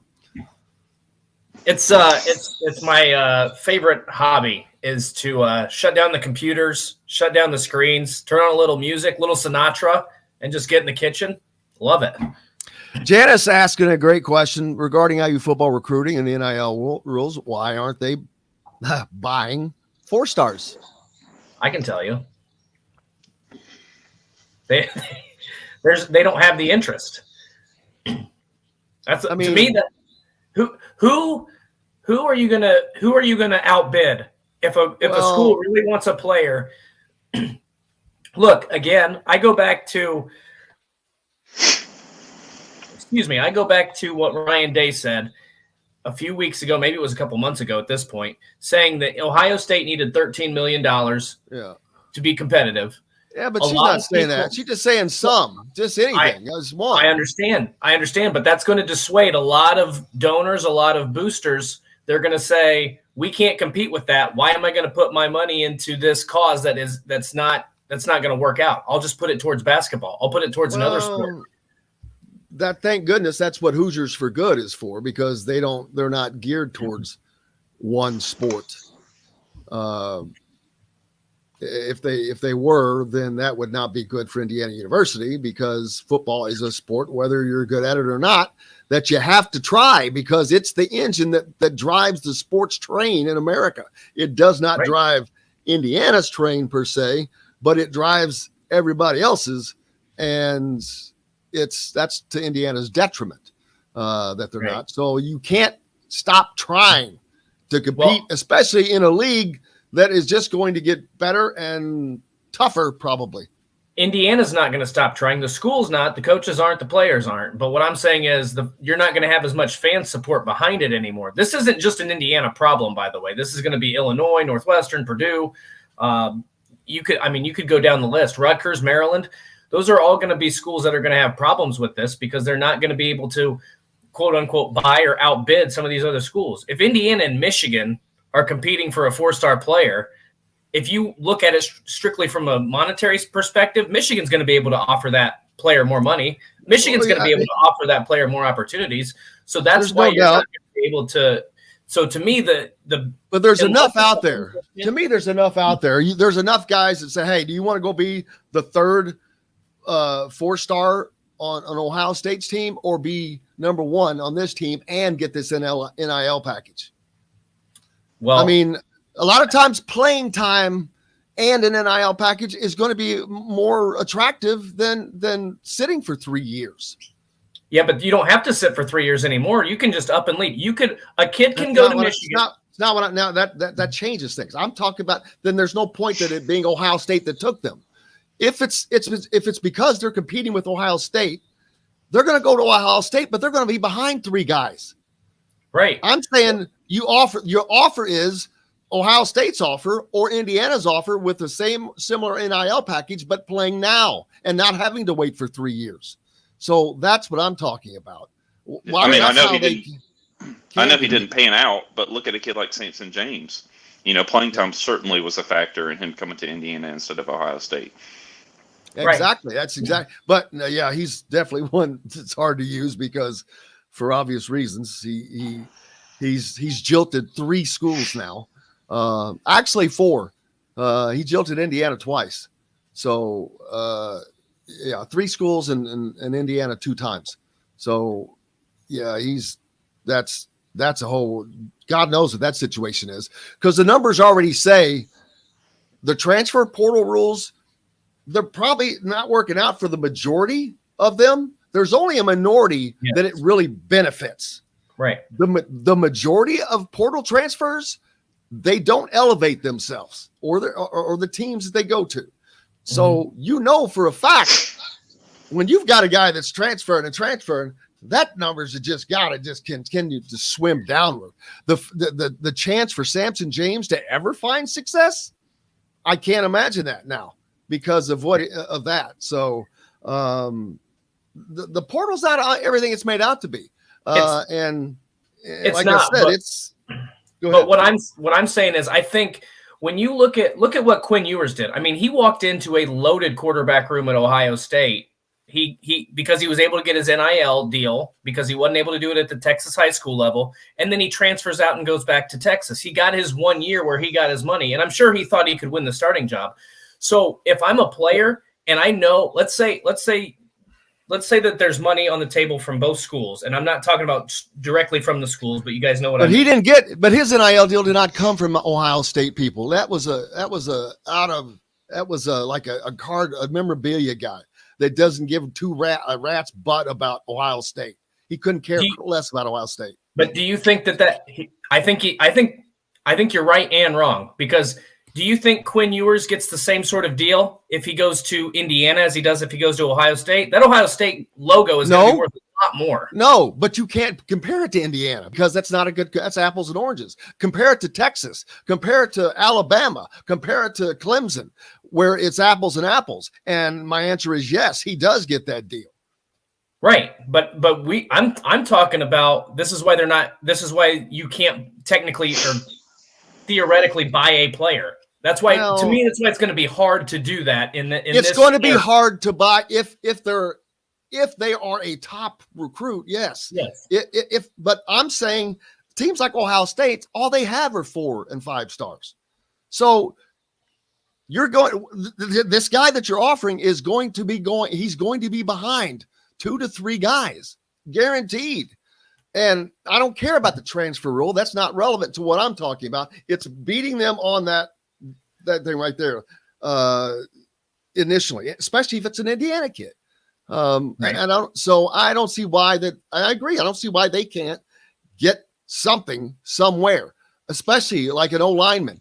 Just make it a priority. All right, if it's an Indiana kid, we've got to make it a priority. We've got to use NIL. We've got to land this kid. We've got to make a statement. So I guess my point is, if I'm a kid, if I'm heavily recruited and I get offers from Michigan and Indiana, and yeah, you're right, they're loaded with 4 stars and 5 stars. It might take you a while. You know what? Go up to Michigan, get your NIL deal. If you beat out those guys and you're on a big time team, good deal. But guess what? If not, by the end of the season, you can transfer out and you can go wherever you want and get more playing time. I don't think it's as big of. I think if the that's cash not what I'm talking about, though. We're talking about 2 different things. But you are talking about going and playing immediately at Indiana. No, what I'm talking about is that being for an Indiana kid, say an offensive lineman from Indiana. Mm-hmm. That's a 4-star, not a 5-star, but a 4-star. Someone that you actually have a shot at recruiting, like the kid that they still ended up losing to Ohio State. I can't think of his name. Juwan Jones. Well, he's another one, offensive lineman. But I think this kid was a defensive Josh player. Sales. They did get Josh Sales, and he was a 4-star. Well, kind of that 4-star range. But I just think that they've got to start prioritizing they've got to land. They've got to land. I've said this, a marquee offensive lineman in this state. They have to because they don't. And that has to happen. So that's my take on that. So there you go. Steve, Jim, the Reds have won 4 of the last 5 series and 14 of the last 21. Now see, that's crazy. How crazy is that? A team that's been gutted. I know. We got to take a break. I'll sit here in astonishment and we come back and talk about Indiana visits and basketball. Back with Caleb Knost, Dustin Schutte, and myself, brought to you by our good friends at Metalworks Brewing, all part of the WOW Club. Metalworks Brewing, located right off of the square on 6th Street, Bloomington, former Function Brewery. Get down there. Culmination of a passion for beer, food, and the custom of metal art, alongside a desire to be actively involved in the community. They So get down, located just off the square, like I said, in Bloomington. We'll check that out when we come back. Jim Coyle, Indiana Sports Beat Radio, brought to you by our good friends from the Wild Club. Back with more after this. We'll be right back to the Golf Club at Eagle Point Studios for more Indiana Sports Beat Radio with Jim Coyle, presented by Endeavor Hospitality Group and Andy Moore Honda of Bloomington. Whether you're visiting... I will say that Jim's got to get my name right because it's Knost and not Knost. I've told him before. He's just...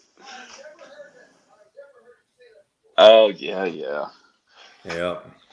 Before we get too far off the NIL, though, I mean, I'm on your side, Dustin. I mean, what guy's going to want to, if you tell a guy you could spend 6 or 7 figures on Indiana football to maybe play in the Waste Management Toilet Bowl, you know? Right. Like, that's what I'm, you know. People just assume that Ryan Day, like, he's very calculated. I think he's a very intelligent guy. He wasn't just saying that to keep up with Penn State, to Alabama. He's going for the kill because, again, if there's an Indiana donor that's willing to donate $2 million, he's going to look at that $13 million and say, why bother? What's the point? I'm not paying $2 million to see this team go 6-6. I'd rather write that's a check why to like NIL Grace Burger, you know? Right. I think NIL is going to be the death of anyone who's not in a major football team. And I'm not going to watch college football anymore if that's the case. I can't deal with it. I can barely deal with it now. I think eventually it will settle down a little bit because what they're doing now is really bad business. You can't. I really hope they do like a salary cap style of thing. Does that make sense? Yeah. Can you legally, do that in college with what they're doing with NIL, or maybe you can't? I don't know, but I think you can't. You can't because the only way that would be, in my opinion, I'm not a legal guy, but I think the only way that would be legal is if you made them employees and the school was divvying out the funds. Otherwise, you can't limit their income because you could have six different companies could. Yeah, 6 different companies could offer the maximum. You know what I'm saying? Yeah. Who knows? Kentucky will, as usual, have the highest payroll in basketball this year. Well, you think I won't say that on the air? No, I mean, yes, I do. Like, I have no problem with you singing on the air is what I thought I was saying, but I think there's 12 5-star kids committed right now, and Kentucky and Duke account for 7 of those commitments. Nobody else has more than 1. I thought you were going to say 12 5-stars committed to Kentucky. I'm like, Jesus. Oh, no. They are. I do think they're going to get DJ Wagner, though, even though I don't think it's a good fit. But here we go. Come see us at the all-new Andy Moore Honda, now in Bloomington. This segment is brought to you by Bubba's 33 in Clarksville. Pizza, burgers, beer. Now back to the Golf Club at Eagle Point Studios for more Indiana Sports Beat Radio with Jim Coyle, presented by Endeavor Hospitality Group and Andy Moore Honda of Bloomington. Welcome back. Jim Coyle with you as always, joined by Dustin Schutte and Caleb Knost. Brought to you by Bubba's 33 in Clarksville. If you're down in that area, right off of I-65, pizza, burgers, beer. Can't wait. I'm going down to see Dr. J next week, and I will be stopping in to Bubba's. I'm still trying to get over this all-meat chili. 5 different meats. 5 pounds of meat. I mean... That's a sauce. It's not a chili. That's a sauce. So Tater, what do you put in? Yeah, but there's got to be some sauce. What is the? It can't be the grease. So what is the sauce? Do you use tomato sauce? What are you using with that? I'm just kind of curious. That sounds incredible. If you were adding the other stuff, it seems like a big if in this situation. Yeah. You know what? I'm gonna do this one day from BB's. I keep saying that. Waiting to get that done. All right, let's see. Hat. A what? A chef's hat when you do that. Make sure you have a chef's hat and an apron on. I want Go the all out. apron. Apron. I'm not wearing an apron. They don't wear aprons. They wear those. They wear those chef coats. Oh yeah, the chef shirts. Yeah, yep. Chef shirt. Let's see. All right. Caleb Knost joining us. Indiana had 5 consecutive visits, all elite talent. The last 2, while great and very, very important, are 3 years away. So that's nice and everything. But the 3 last week, Jamie Kaiser, Arrington Page, and Deshaun Harris-Smith, those 3 are incredibly important visits, because I think Indiana lands 2 of the 3 and potentially 3 of the 3, but they're all 3 pieces that Indiana could really use. But it would make Indiana a continued more formidable team with what is also coming and what will already be there. Yeah, I think the big thing with these visits is they're going how you expect them to go. We all expect, no kid's going to come visit Indiana and walk away thinking it was lackluster, right? But they're all, so when I'm reading these reviews, and Alec and everybody at thehoosier.com does such a great job interviewing these kids or parents or whoever, but I try to read into specifics, like what did they really specifically like, besides just tradition and meeting with Coach Woodson. And they all talk about, the aura of Assembly Hall and Cicely and Harrelson getting to hold the championship trophies and things like that. The, specifics about Indiana that are little difference makers in their process. Think about that. Not a lot of people have gotten to do that. Not a lot. And one of the people that did was Bob Knight. So that's kind of cool. Yeah, they didn't get to hold any trophies at Purdue. Oh! Shots fired. Shots fired. Harrelson. Wow, look out. My brother and I looked at his post, his photo dumps, Jalen and Harrelson from the Purdue and Indiana trips. And on the boiler up one, he said, #not committed. He said nothing about that on the Indiana post. So you know what's funny? Read into that what you will. You know what's funny? I didn't think about it, but oh my, because I've not seen him do that before. I've not seen him bring out the national championship trophy. Now that I'm thinking about it, first of all, I think it was, if this was indeed done on purpose, I think it was absolutely ingenious. Did both Cicely and Harrelson have pictures holding the national championship trophy? Yes. The only the in-state kids that visited, they did that with. They didn't do it with AP or DHS or Kaiser. So have they done that with other kids? I've yet to see it. I only saw it with the 2 in-state kids this week.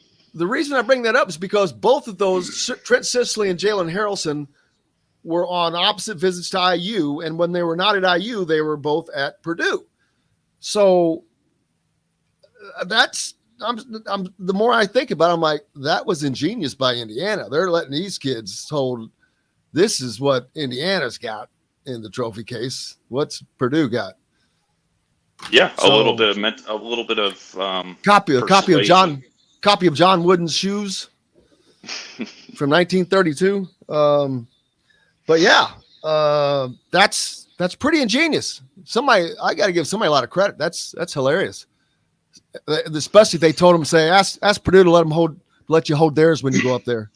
Hey, who it wouldn't shock me if it was Adam Howard behind the whole thing. He's been pushing the best at Indiana come to Indiana and posting pictures of Calvert, and he seems like a force to be reckoned with behind the scenes. I think he's stepped into their Dobo role. I think he was a grad assistant for the past few years. I wouldn't be surprised if he was behind all that.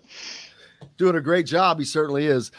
Getting those 3 guys in obviously was very, very important. Having them in succession and a little bit of crossover, probably very, very important as they get to talk. There was no crossover between Jamie Kaiser and Arrington Page, but I think Arrington Page and Deshaun Harris-Smith were here a little bit at the same time. So probably a good thing, because both of them were probably excited, and getting to be with somebody else is like, man, this is probably cool. But from everything you've seen and heard, how those visits went, I think Indiana's in pretty good shape. You got to think so. Another good thing about the crossover that you don't necessarily think about is a lot of times those families get to meet. So it's not just the kids, because the kids more or less know each other, but parents get to see other parents. They get to, rattle off what they like about the school, go eat a meal or whatever together. So I think that's a definite advantage as well. Yeah, I think they're in great shape with all of them. Arrington Page as a kid, the more I watch him, the more I learn about him, the less I know. He's kind of kept his cards close to his chest, but I think Deshaun Harris-Smith and Jamie Kaiser, they're definitely, personally, I think they're in the driver's seat for. Page is a little more of a mystery, but if they really want him, they're going to be able to get him. I think that they do, especially now that Xavier Booker is off to Michigan State. That really is. They're not the exact same player, but Arrington Page is a player that they want and they need, that they will need, because you're going to lose Trace Jackson-Davis and Race Thompson. Yeah, you'll have Malik Renaud, and we kind of forget about Logan Duncombe because we don't really know what he's doing, but you're still going to need another big, if not two. It's not really what I call a big anymore. I don't know if an anchor is really more the proper word, I think, than a big or the center. It's not really a center anymore.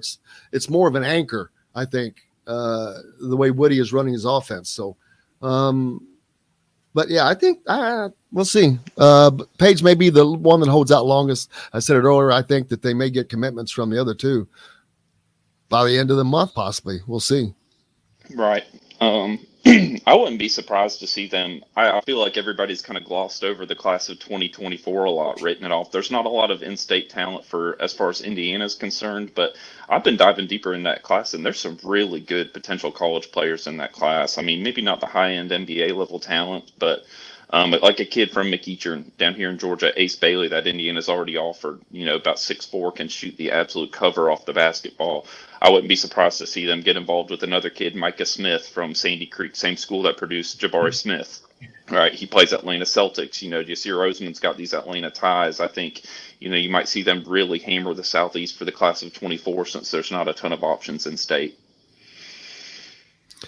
Oh man, we'll get back to that a little bit later, but yeah,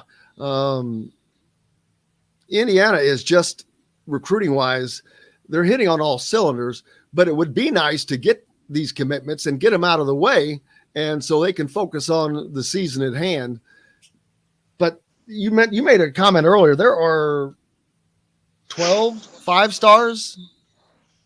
I think it's 12 that are committed. Yeah. And 7 of them are going to either Kentucky or Duke.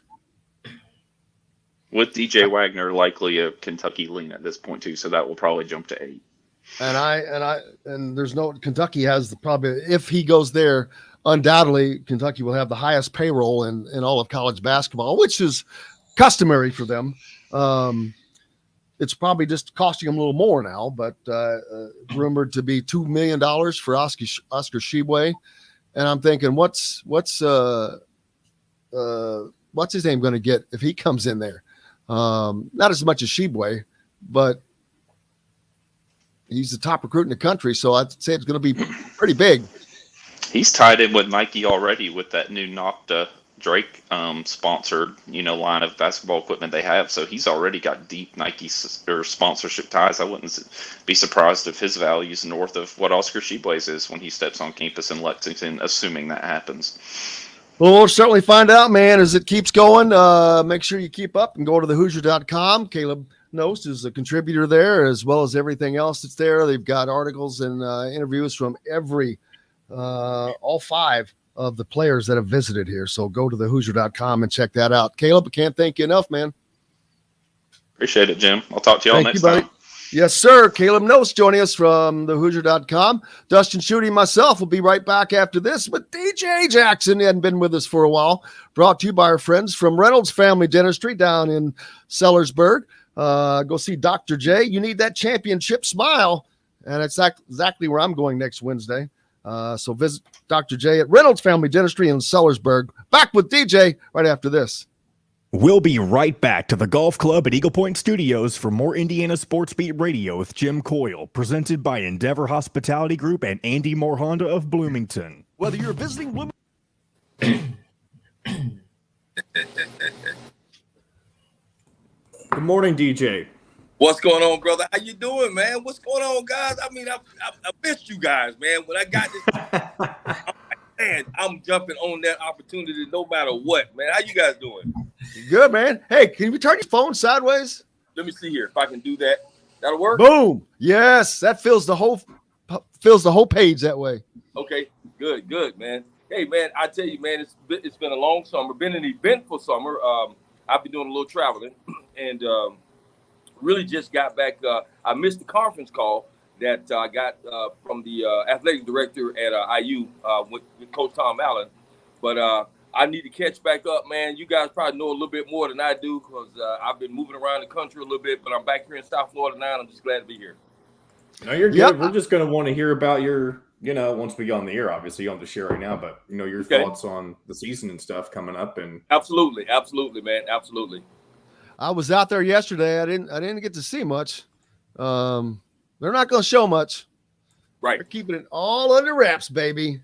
Right. Well, I hope it's a surprise. I mean, I hope it's a nice, big surprise when the season starts because it's gonna show from day one. You can believe that. Let's see.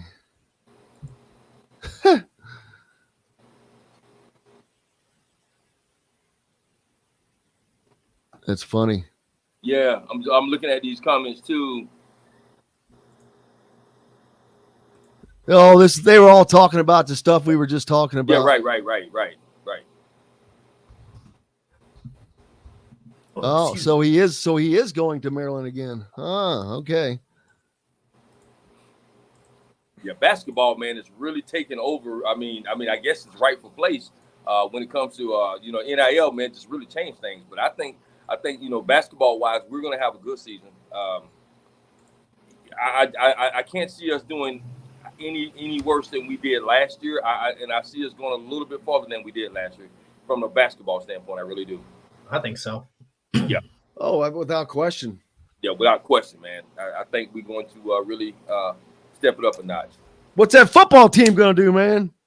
Man, listen, I tell you, I mean, we're going to get a chance to see what these guys that they brought on board, that these coaches, see what they can do. We just got to have the talent, man. I mean, it's no secret that we are not competitive talent-wise across the country. NIL is not going to have an impact on Indiana football.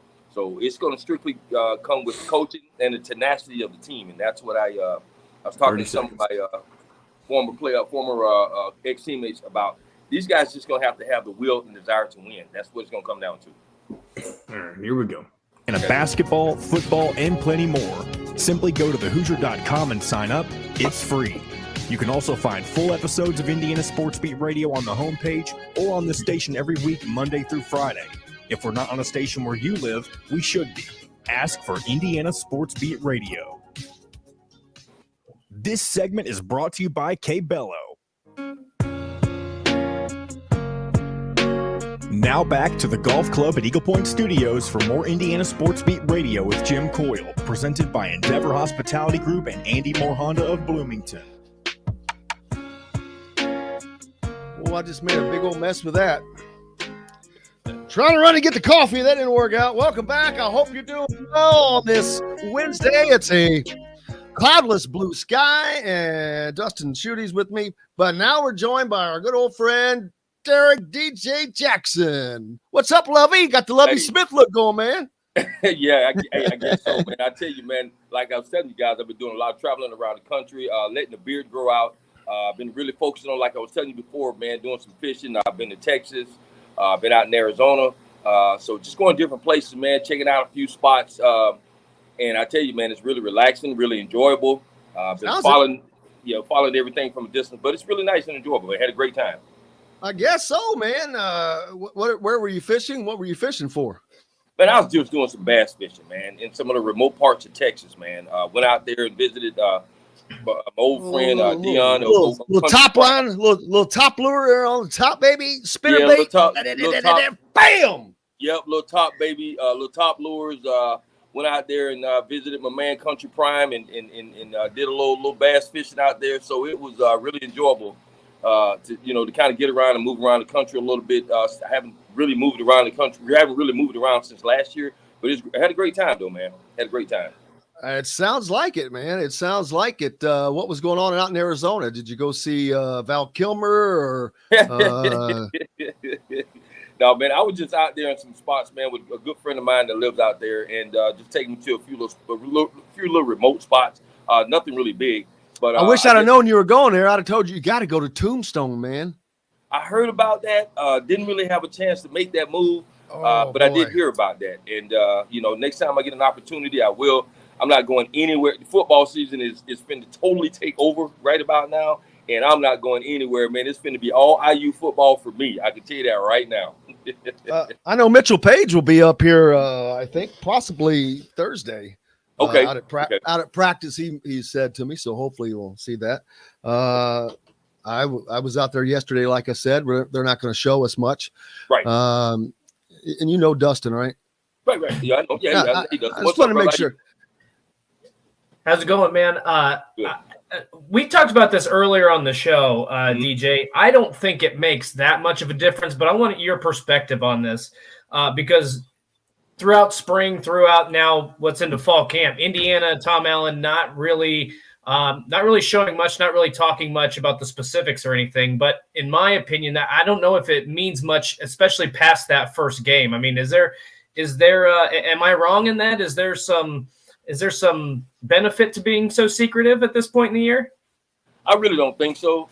I really, like I was saying earlier, man, I really think it's going to come down to the team having that desire to win and testing the fortitude of the team. We can implement all types of different schemes that we want. We can bring in all types of different coaches with resumes. The resumes could be long as whatever, man. But listen, man, if you don't have that camaraderie, if you don't have that desire, you can hide anything you want to hide. But I tell you what, one thing you won't be able to hide, when that flag goes up from that first whistle, that first game, you won't be able to hide anything from there. It won't happen. Yeah, the biggest thing right now, which has been the case every year almost for maybe the last 4 years, has there been a quarterback race every year? Seems to me it's been that way. I mean, I know that there wasn't really one, but Indiana has pretended or has at least alluded to there was one every year, to my knowledge. You go back to last year, they did the same thing, didn't they? They didn't name a starter, I don't think. They were saying, well, we'll see if it's Jock or if it's, and the same thing. Maybe the year before that it was Michael Penix for sure, but I'm trying to think if they have not done that at least 3 years in a row. Which last year they definitely did it. Michael Penix was it 2 years ago for sure, just like you said. Last year it was kind of so up in the air, and I think this year it's going to be quarterback by committee. It's going to be whatever guy moves sticks the best, whatever guy minimizes interceptions, and whatever guy that gets out there and can really move, like I said, move the sticks and get us in the end zone. That's who it's going to be.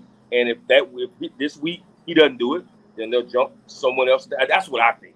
Yeah, that's just me. I mean, Well, I agree with you, but I think that's going to end up being Connor Bazelak. Right. And that's not, and it's just because I don't know, but I'll tell you that I don't know. I'm guessing because this is the kid that came in from the SEC. He didn't come in to not play. Jack Tuttle's had a couple of seasons and opportunities to be that guy and hadn't been able to be that guy. He doesn't have a lot of mobility. And with what I've seen from the Indiana line last year, especially, you damn well better have some mobility. I was getting there, man. Listen, man, I mean, our line has been a question mark for the past couple of years, if you ask me. So the deal is, if the quarterback is not mobile, we're going to see some problems. And I hope those, unless we can devise something to keep that ball moving forward, I mean, we're not going to be able to throw the ball very well if we don't have a great line. And I mean, the only other thing we can do is run the ball to keep us from getting, getting some 3rd and 8 situations, I think one of the positives about having Walt Bell as the offensive coordinator is that when you look at his resume at Maryland, they did not have a great offensive line when he was there, and yet he was able to devise some schemes in which he got the ball into the playmakers, get the ball into space. So he has experience. You want a guy that knows how to build an offensive line, right? There's no question about that. But he does have experience devising some schemes, running some plays where if you don't have the best offensive line, you can still put some points on the board. And that to me is going to be interesting, especially against some of these teams, these mid-level teams. I don't think it's any question. I don't have much confidence Indiana is going to be able to compete with teams like Ohio State or Michigan this year. But when Illinois, I think they can compete with Cincinnati, Purdue. I think they can compete with a lot of teams at their level in the Big Ten. You've got to be able to get the ball in the hands of the playmakers, because I don't have much faith in the offensive line at all, to be and quiet. That is why they moved to wide receiver Donovan McCulley. Yep. And he, if what Tom Allen said that it was his, he wanted to try that, and they need it. They need playmakers on the field. They need playmakers at wide receiver because they don't really have that. And I think that this is going to give them other options. And he said that they may have a few packages for him in the Wildcat kind of a deal. So he just has to get more comfortable. Last year he got thrown to the wolves, man. Yep, he sure did. I mean the wolves, because not only are you you're starting you're over your head already, knowledge-wise, experience-wise. It's nothing about him. It's not negative about Donovan. It's just, he was a freshman. He got thrown into it, man. And unprepared. At least if you have a week of practice playing up to it, that would be an unbelievable challenge. But to just get thrown into it like that, very, very, not a week, but more than that. But anyway, I think that this position can help him grow. But you see this all the time, DJ. Guys go to college as they could be all state or whatever at a position, get moved constantly. And it always amazed me how coaches know that actually, you know what, you'd be better in this position, especially when it's a quarterback. But who plays quarterback? Usually the best athletes on the team a lot of times. So that's why you could see them get moved around so much. Oh, we lost your volume. We lost your audio. You got muted. Here, drop out and come back in. I got to go out and come back in. All right. No. You're good. You're good. You're good now. You're good now. Okay. Here's what I think. I'm sitting outside here. Okay, never mind. Listen, I think what we're going to have, the reason why he's not showing very much is because you are going to have Donovan McCulley utilized a lot of different ways. I think that was a great strategic move to move him to the receiver position. But I think it's more from, you to get the ball in the space, because we don't have the offensive line. I think he may do some jet sweeps. He may throw a lot of different things. Dustin? Yeah, I agree with that. And I think one thing I wanted to ask was Tom Allen putting his hand back in the defense, having more control on that. That's kind of his expertise. Do you think that's a good move for the Hoosiers, or do you think it's better to have the head coach have more of a hands-off, allow his offensive and defensive coordinators to have their specific roles? Well, I think what's happening now is that Coach Allen is now taking the responsibilities on his shoulders, because you can no longer, you've changed. Okay, you had coordinators, now you've changed coordinators. So now what happens is, what are you going to do? Blame it on the coordinator again? No, I'm going to take this role as the head coach. I'm going to make these decisions. I'm going to take ownership of what happens to this football team this year. Yep, I could not agree with you more, man. What else is new with you? What's going on with you? Man, football, Big Ten football, and Big Ten football. There you have it, Jim. That's what I'm going to be doing from here until the Big Ten, till we get to the Rose Bowl. When are you coming up to Indiana? I'll be out there next month. I was going to call you anyway, man, because this time we're going to sit down, man. We're going to get us a bite to eat, and we're going to really dig our heels in the Indiana football, and we're going to hang out and have a great time, man. Looking forward to it, man. Okay, brother. Look forward to it too. Dustin, man, hey, man, if you're in the area, man, I'd be glad to see you too. And John, you know the same thing, man. Sounds good, man. We'll make it happen. DJ Jackson with us here on Indiana Sports Beat, man. Looking forward to seeing your face again. Okay, brother. Take care, guys. Thank you. DJ Jackson joining us here on Indiana Sports Beat on this Wednesday with Dustin and myself. Always, man, that gets you jacked up right there. That's a little shot of adrenaline, a little extra. That's like 3 cups of coffee. Yes. Right there. And I already had 2. So I'm good for the day, baby. Yep. he's always just a great guest just to get you up. It'll certainly get you up if not. Doesn't matter. I was going to say, doesn't matter. We haven't been the highest on IU football. I don't think that's been any secret on this show. But he comes in and he gives you a little bit more optimism. But he also tells it like it is, and I think that everybody appreciates that aspect of it as well. Right? Like, I mean, you don't want somebody to just say, "Yeah, I think Indiana's going to go bowling." We got to do X, Y, and Z to see them get to a bowl game, and so the term we used yesterday was cautiously optimistic, and I think that's what. He brings a little bit more energy, but there's a little bit more cautious optimism. I don't know how you would phrase that once he's on the show. Cautiously optimistic. Right. I was trying to phrase it in a different tense, I guess. To be cautiously optimistic? There you go. Yeah, I think that, to be cautiously optimistic. Sorry. So, all right, what do we got coming up now? Tomorrow, on the program, Chris Denari and Matt Taylor with us, amongst whatever else we get scared up, of course. Man, I wish you would have come up. We could have done a show up at Colts camp. There's so much that we could have done. We could the NASCAR race, the Indy 500, Colts camp.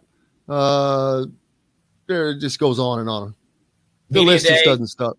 Oh, yeah, media days. The opportunities are never ending. I wanted to go to – I tried to get credentialed to the Field of Dreams game, and I knew that was probably not going to happen since I have not covered Major League Baseball. And those spots are probably very, very limited anyway. I know some friends that are going, Kit and Brent. Yeah, they're going out to the game, so Nice. so I'll get some firsthand reports from them. So that'll be cool. Some pictures. Wish I were going with them. That would be awesome. I mean, golly, it would be awesome, and that's going to be that would be the highlight for both the Cubs and the Reds this season. Well, what's funny is who's the Scott Efros? That's who got traded from the Cubs to the Yankees, right? Yeah, I think so. Yeah, yes. he's going to miss. He's not going to get to play in the Field of Dreams game, but instead he's probably going to get a World Series ring. I was gonna say he's probably going to get a chance to play in the World Series. So that's probably going to get a chance to win the World Series, most likely. He's going to get a chance, but I'm guessing the Braves are going to knock him out in the World Series. That's just my unbiased 2 cents opinion. What? What are you? The Braves? Hey, Braves back to back, baby. What? I got my hat sitting right here. What? Are they even in first place in their division? No, they are 2.5 back now, I think, last night because the Mets lost and the Braves won. So, 2.5 back. But, hey, we weren't over 500 until the All-Star break last season and ended up winning the World Series. So, made some moves at the trade deadline. And playing great Padres. The Padres, buddy, they're 11 and they are 11 and a half games back. How many? All right, how many? There's 2 wild card teams from each. Is there 3 now? I'm still getting accustomed to the new playoff system. Well, if there are, even if there are just 2, the Padres are in. So that's why, even though they're 11 and a half games back in their division, they've won 60 ball games, which is more than the National League Central leading Milwaukee Brewers at 50. But they made a ton of moves, as I just talked about, getting all those guys. So they're loading up. Did the Cardinals didn't do much, did they? The Brewers, they traded away a pitcher. Yep. Hader, wasn't it? Josh Hader? Josh Hader. Yep. And then the Phillies, who are firmly in the playoff picture too, they traded and got Noah Syndergaard from the Angels. Bam, nailed it. Wyatt's still upset that COVID killed the Cardinals-Reds Field of Dream game. Was supposed to be the first one. Man, how good would that have been? And there are 3 wild card spots. Dustin. Thank you, Wyatt. So that means the lowly, and sorry, but the Cardinals and the Brewers are going to play in the playoffs, and the third place Phillies. Oh, you know what? The Cardinals are not guaranteed jack. No, the Phillies are right there. They're tied with the Phillies for that third spot. And that's why I said the Phillies got Syndergaard, so that could change things in the wild card hunt too. The Reds, interesting. How about this? Yeah, as much maligned as the Reds have been, and now, man, we're almost out of time, but they're in third place in the Central. That's crazy. They're in third place in the Central. Third. The Cubs are behind them. The Pirates are behind them. And the Reds are basically, who are they playing with? They've traded away an entire team this year. And they're in. Someone pointed out earlier that all those, what they've done, it's nuts. It's crazy.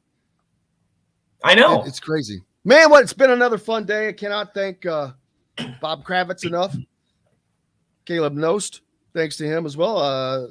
Contribute to thehoosier.com. Make sure you go there. There are interviews with all 5 recent visitors to Indiana for the visits. Thanks to Dustin. He'll be back tomorrow with us, as will Matt Taylor and Chris Denari, plus whatever else we can scare up. Looking forward to it, brother. It's going to be a fun one again. Looking forward to it. Always is. Brought to you by our friends from Cabello, part of the Wow Club. Cabello, located on the square, right in the heart of Bloomington. Don't forget to visit. Sign up for Wow Club at your Apple App Store and Google Play Store. Until tomorrow, I'm Jim Coyle. I will see you on the radio. Thanks for listening to Indiana Sports Beat Radio. Be sure to subscribe to our YouTube page for more clips and team coverage of Indiana basketball, football, and more. You can also find full episodes and tons of other content on thehoosier.com. We'll see you next time for another edition of Indiana Sports